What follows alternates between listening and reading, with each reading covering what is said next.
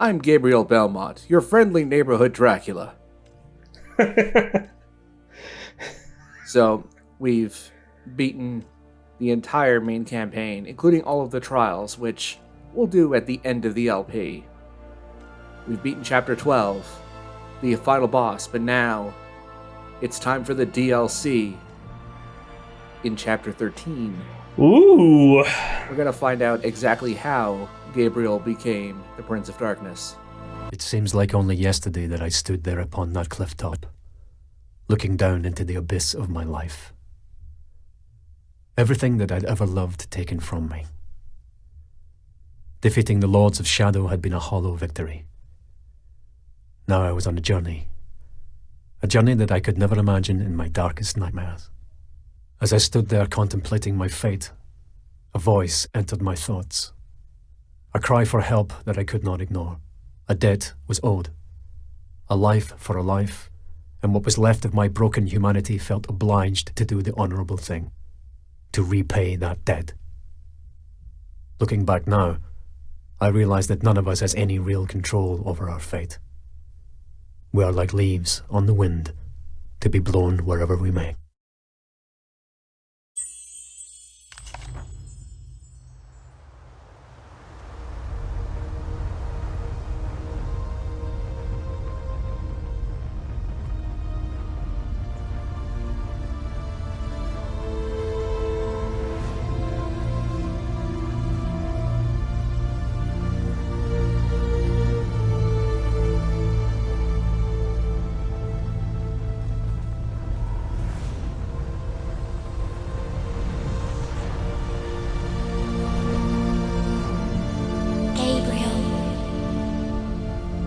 Hear me, Gabriel. I need your help. I am afraid.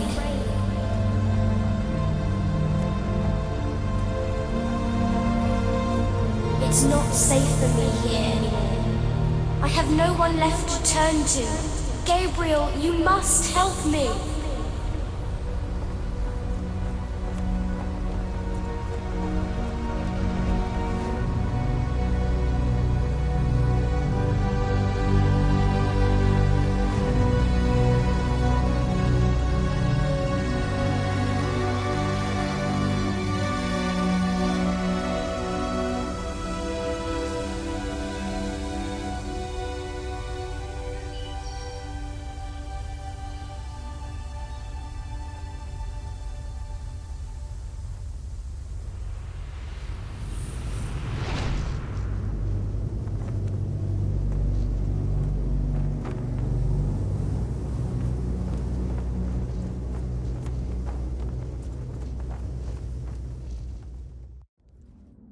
So, the DLC does not make the best impression.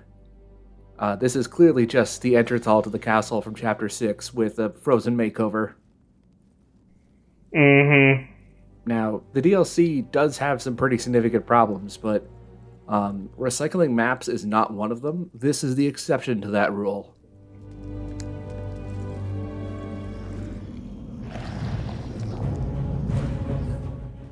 Oh, hi guys. They did also make some changes to the combat. For example, you can no longer just grab to win against the ghouls. You have to stun them a little bit first before you can grab them, which makes them a bit more dangerous. It also makes corpses a bit more dangerous when fighting against them.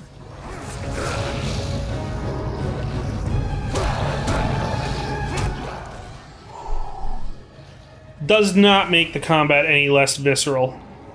Agreed.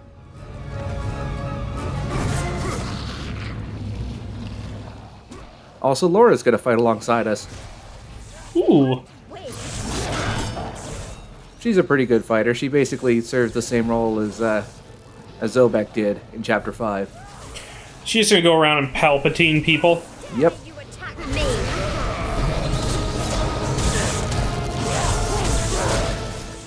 She's actually a really good fighter, I gotta say, especially because her lightning attacks are very long range, for the most part. Although she does have a lot of sound bites that get very repetitive very quickly. Also, this is Ultimate Shadow. Unlike Ultimate Light, it's very Whoa. targeted. It does a lot of damage to one specific enemy. And you aim it sort of like you did the shoulder bash. So you have to aim it with the left stick.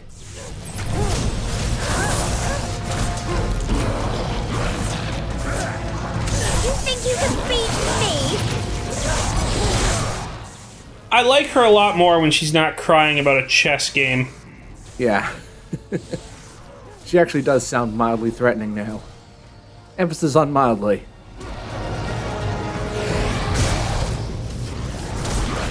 I'm gonna teach you a lesson. That lesson being, I don't know, calculus? More like electrical engineering. Oh yeah, that reminds me. In the concept art, she has some sort of sewing needle that she uses to conduct electricity. It's really weird. Huh. It's not in the final game, though. I'm glad you came. Follow me.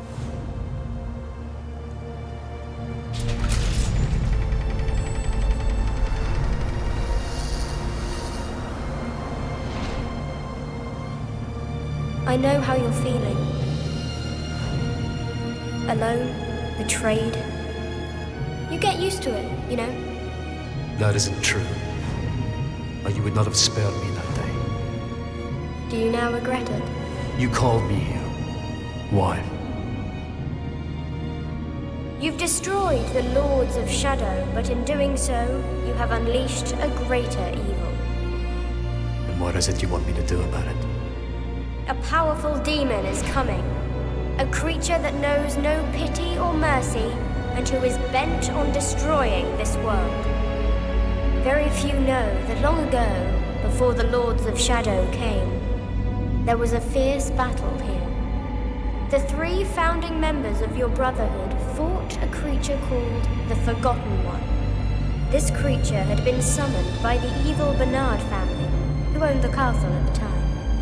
But things went badly wrong for them. The Forgotten One escaped its bonds.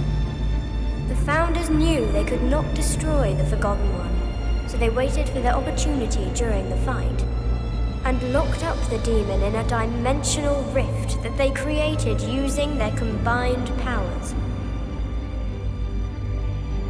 This fortress was used for that prison, and the Brotherhood built new areas around it to house the creature deep within. As you know, years later the Founders transcended as heavenly spirits, in the process creating the Lords of Shadow. It was not by chance that my mother chose this particular castle. Carmilla hated the other lords, but she feared what could happen if the Forgotten One should ever escape. You have destroyed them, and so the power that kept the Forgotten One locked within his prison has been weakened. It's only a matter of time before he breaks free and returns to the world. I care not for the world or its problems. Then you are a fool! The creature will simply reduce this world to ashes in revenge for centuries of captivity. Everyone will die. There will be nowhere to hide. We are the only ones with power enough to stop him. Tell me, would you have the souls of the innocent on your conscience for eternity? Then show me what I must do. Mother once told me that the entrance to the ancient fortress of the Brotherhood was in this room.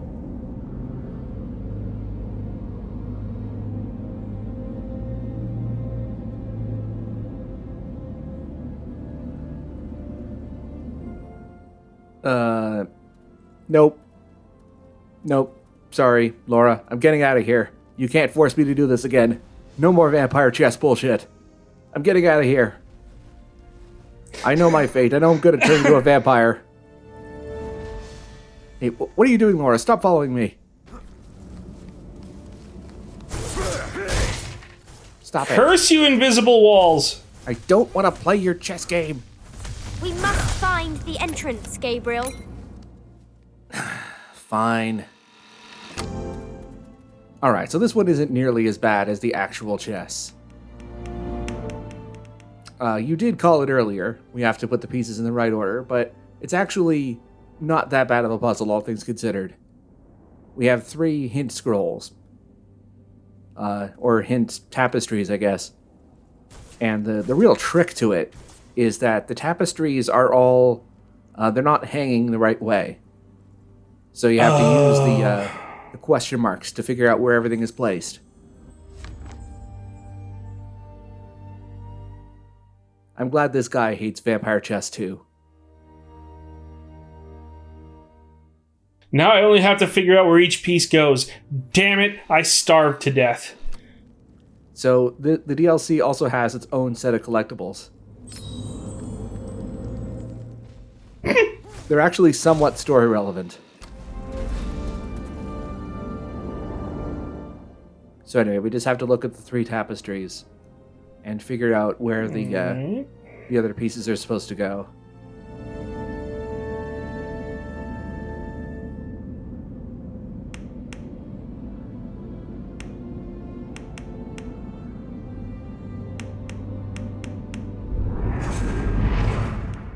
It's not that hard. Yeah. Although I will admit, I appreciate that MercurySteam are doing their best to at least try as many new ideas as possible in this DLC. This will be a recurring theme. They don't always get it right, but they do at least try. You know, A for effort. You know, C-, D+ for execution. I mean, that's a solid B.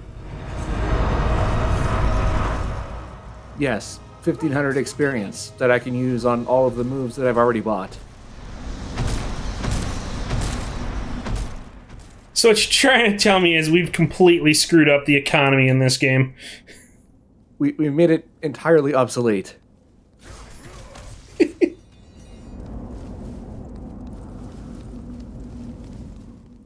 I feel like if they were going to give you experience points for some of this stuff, they should have given you something to spend it on. Or at least they could have made the moves a little more expensive, or something like that, so you didn't have like all the moves at Chapter 6. Yeah. Evil is drawn to this place like a moth to the flame, and I could not at that moment deny that I myself had returned. Now, as I look back, I see the crooked path that I had been set upon all those years before, leading me inexorably to this moment. I can still see her face in my mind's eye. Poor dear Laura. Such a sad tale as ours. A tale of heroes who strove to save humanity, only to lose our own.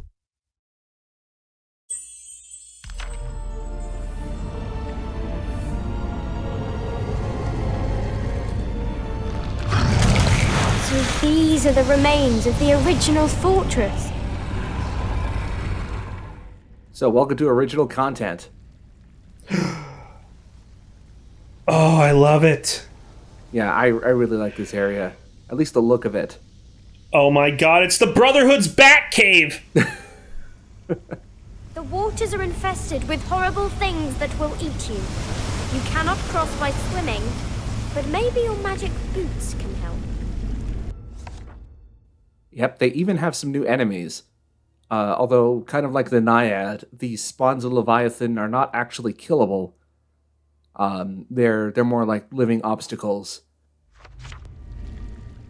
Right, so this stream is catch and release. Yes. Although, if you do fall in the water, there's a special cutscene.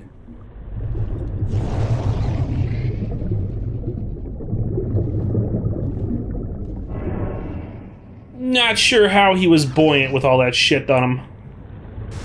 Come on, it's not that hard. Try to sprint over the water. I decided to leave these in because there's a couple of interesting, funny lines that Laura says when you repeatedly fall into the water. We do not have all the time in the world, Gabriel.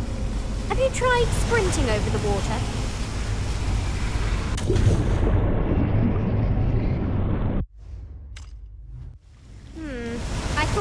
be better than this.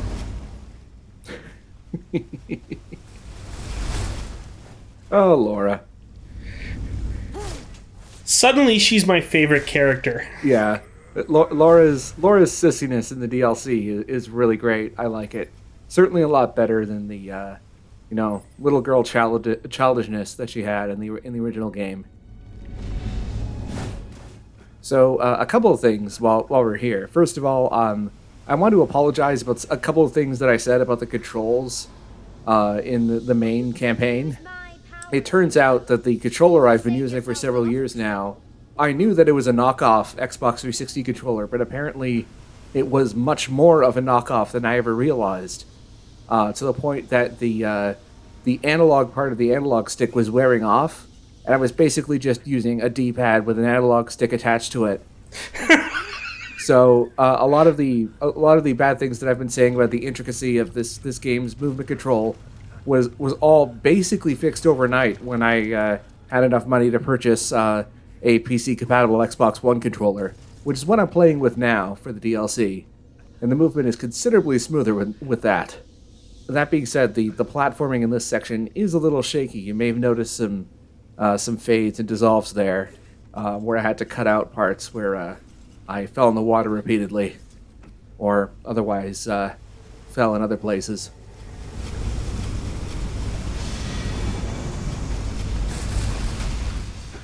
Anyway, here's the first Frankenstein finger in this level is over here. All right.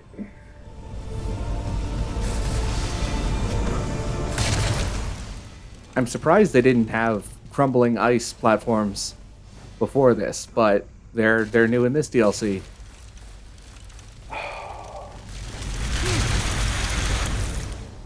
I am digging this. Yeah, it is kind of frustrating to play at points, but it certainly looks nice. I mean, that might as well be the tagline for this whole game, really.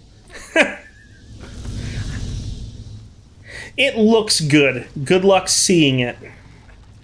Yeah,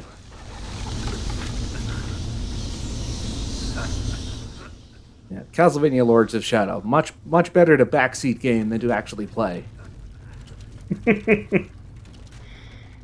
And everyone's favorite part of Lords of Shadow, the balancing minigames. Now that you have the new gamepad, that's gotta feel better, though. Oh yeah, like the balancing minigames in particular are much smoother.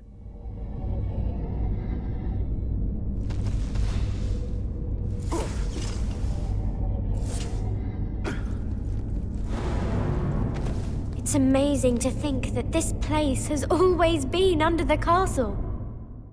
Alright, so this next scroll is very important. It won't be really relevant until next video, but it is important. Time machine? Based on the work of Dr. Emmett Marron. Please tell me Marron is some language for brown. Yes, Marron is French for brown. Yep. We went there. Yep. I mean, they already made that Day of the Tentacle reference, where Hoagie was part of the Brotherhood of Light. So I mean, at this point, why not? Not to mention those two Portal jokes. I mean, would you expect nothing less? I enjoy it. There's those little bits of tension-cutting, tongue-in-cheek Easter eggs are just beautiful in this game. All right, so for those of you who are watching at home, unfortunately, Roy is cutting in and out of the of our Discord call, so there may be points where I may not be able to hear him properly. So if there's a joke that he makes that I don't laugh at, it's because I'm not hearing him. Anyway, we're playing as Laura now.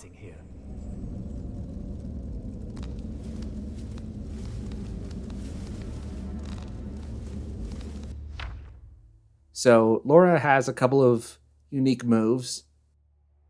In fact, all of her moves are unique to her, and she even has her own little animations. She doesn't have that many moves, but she's pretty fun to use. I actually like her a lot. Not as much as Gabriel, but she's still fun. Oh, you actually get to play as her. The direct heavy lightning is basically an unlimited lightning attack that she can use to keep ghouls at bay. Area lightning is a slow but powerful charge attack, and at max, it can kill everything in one hit.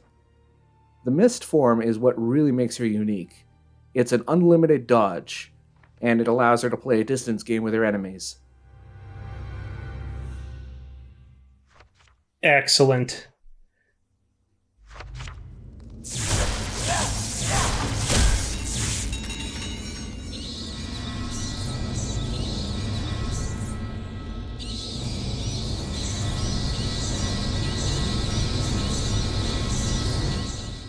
Yeah, the mist dodge is really fun to use.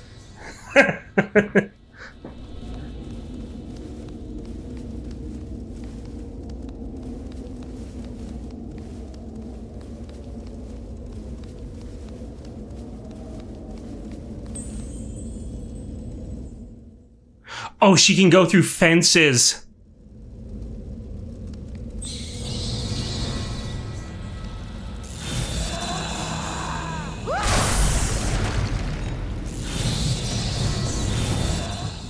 Something that you can also do is that you can cancel out of the area lightning charge with the mist dodge, which makes Laura a lot more mobile than you would expect.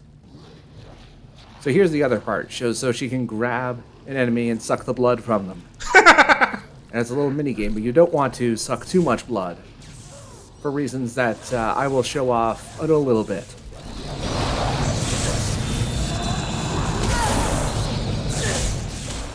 I will eventually show off the powers of area lightning, because area lightning takes a little time to charge, but it does 450 damage at full charge. Basically kills ghouls in one hit. Oh my god, this is amazing. Yeah, Laura is not that much fun to play at higher difficulties, but on normal, she's really cool.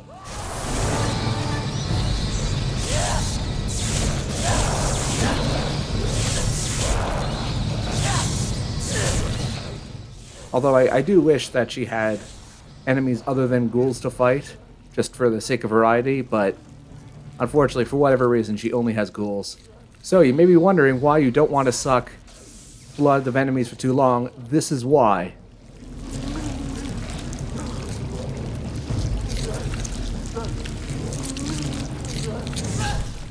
Because that happens. What the hell? Yeah, she gets a little too excited and then she loses about half of her health. So remember, kids, when you're sucking the blood of your enemies, don't overdo it. Just for your own safety.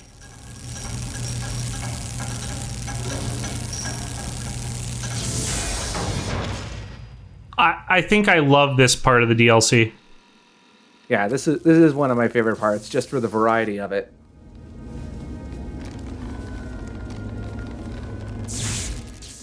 Basically, we did all that just to break a chain with lightning. It's just so mundane. I just love it. So now we're going to switch back to Gabriel. And I also really like Laura's line immediately after this. Have a listen. Do not leave me alone ever again.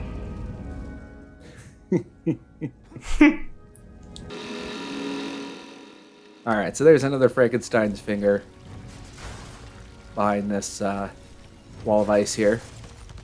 And then we will proceed to the next platforming gimmick of the DLC, which is one of the more interesting ones, but it's also incredibly frustrating. Those are the remains of the original tower that the founders built here. The Forgotten One is locked up somewhere inside.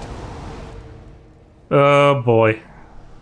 I would tell you where, but, well, you know. I forgot. Yes, thank you for ruining the joke. That was meant to be implied. Yeah, this next puzzle it's very interesting. I like the idea, but it's awful. The execution is just terrible. So you see those panels on the wall. Okay. You have to use you have to sort of parkour your way across and try to hit all of them within a certain amount of time while you're using the grapple. It's a neat idea, but the controls just don't work. It took a good couple of minutes for me to get it right, and this is when I knew what I was doing. What the hell? Like, if you don't know what the game is trying to get you to do, this could easily take you like 15-20 minutes. Just this one puzzle. $10 on the Xbox Live Marketplace, folks. Wow. So this is, you have to kind of like make sure that every time you wall run, you sort of like go down at the same time, sort of gingerly wall run down. Like I said, it's a neat idea. It's just not done well at all. The Bayonetta music does help, though.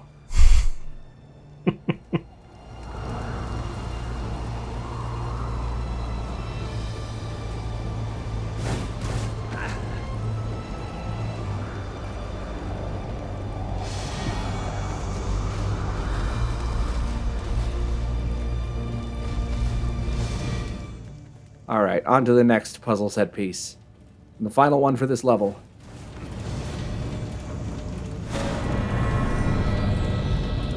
I can give power to this mechanism whenever you need it.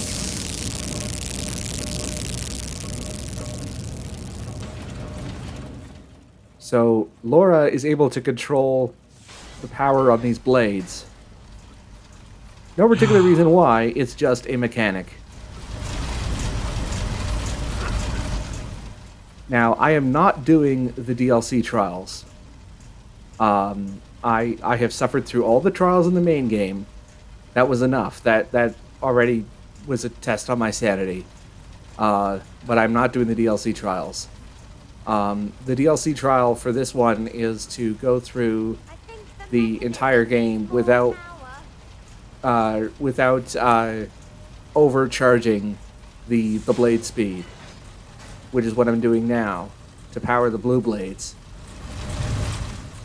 So do the whole thing without moving the blue blades? Yeah, which is possible. Ooh. Yeah, and I decided to leave some failures in just to really hammer home the utter frustration that this puzzle brings. It is just, even when you give Laura the proper commands. Also, of course, they put a Frankenstein finger here at the bottom in the complete opposite direction of where the level exit is.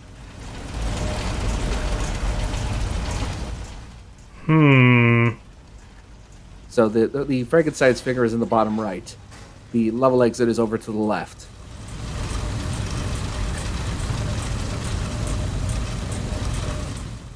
I will give it to them. This is at least clever.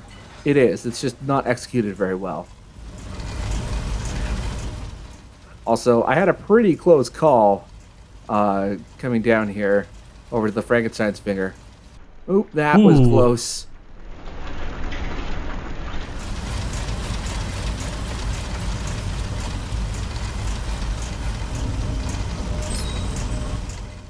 Anyway, I think we've seen enough of this bullshit. I decided to fast forward. The rest, yeah. And with that, we are 2/3 of the way done already with the first DLC pack. I think the theme of the first DLC pack is solid B+. I think you're giving it too much credit, but all right. Well, they get a lot of things right. The level design is very nice. I mean, they're reusing textures, but they're not reusing entire chunks of maps after the first one. The sense of scale is still spot on. Yeah. The Laura section, very well done. I have a more negative view of the DLC because I had to play it, but I get where you're coming from. Yeah. That being said, I went into the DLC with memories of it that it was bad but still palpable because of the interesting scope and ideas. But those memories quickly soured as I replayed it. Let's say. Mm-hmm. You'll notice that the next video is almost as long as the previous one, and that is just the last level by itself of DLC 1. So that should give you some idea of how this ends.